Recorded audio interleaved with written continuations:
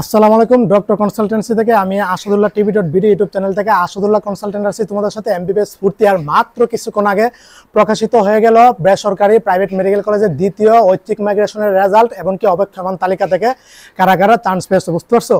তো তোমরা আমার স্ক্রিনে পিডিএফটা দেখতে পারতেছো। এটা আজকে বিস্তারিত এ টু জেড আমি আলোচনা করব। অবশেষে আজকে কত তারিখ 17ই মে কিন্তু রেজাল্টটা দিয়ে দিয়েছে, তোমাদের এসএমএস এ চলে যাবে, টেনশনের কারণ নাই। পিডিএফ অলরেডি প্রকাশ করে ফেলছে।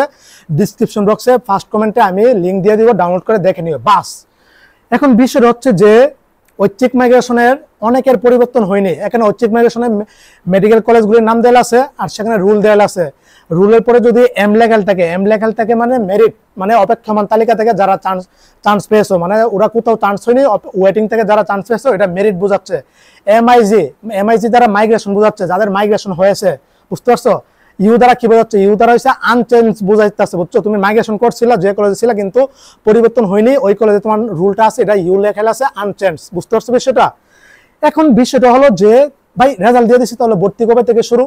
ভর্তি হচ্ছে 18 থেকে নিয়ে 25শে মে এর মধ্যে তোমার ভর্তি কার্যক্রম শেষ করতে হবে, কথা ক্লিয়ার। এর মধ্যে যদি ভর্তি না হতে পারো, ভর্তি বাতিল, বাস। দেখো, যাদের মেরিট থেকে চান্স পেয়েছো তারা এই তারিখের মধ্যে ভর্তি হবা। ওয়েটিং থেকে কত টাকা দিবা ভর্তির সময়?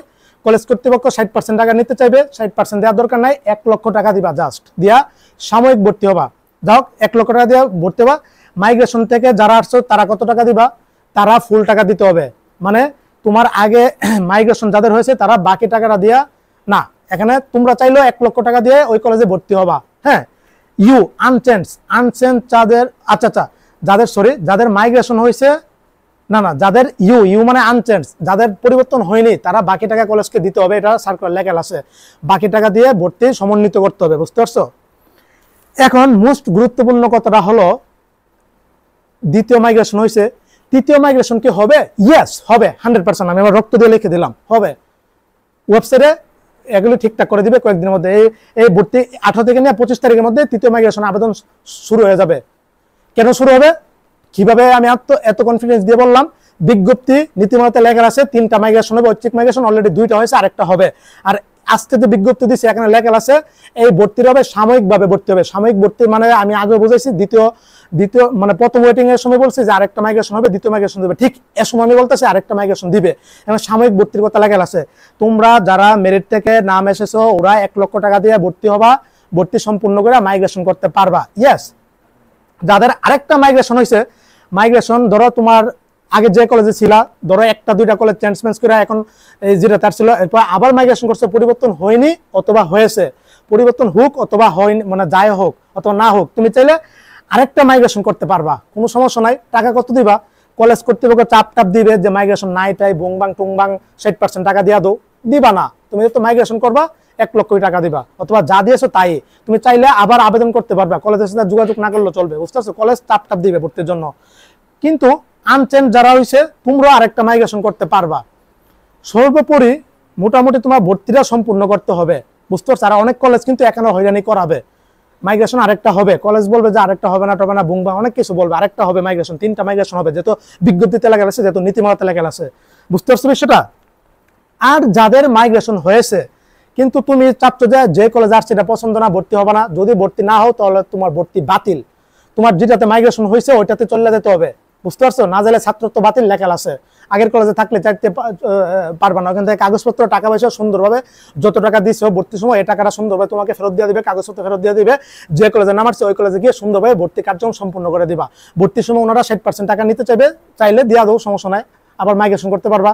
আর তুমি চাইলে 1 লক্ষ টাকা দিয়ে মাইগ্রেশন করতে পারবা, কোনো সমস্যা নাই, বুঝতে পারছো। এই 3টা প্রসেস আমি বিস্তারিত আলোচনা করে দিয়েছি। আর মাইগ্রেশনে অনেক কলেজে কয়েকটা সিট আসছে, বুঝতে পারছো।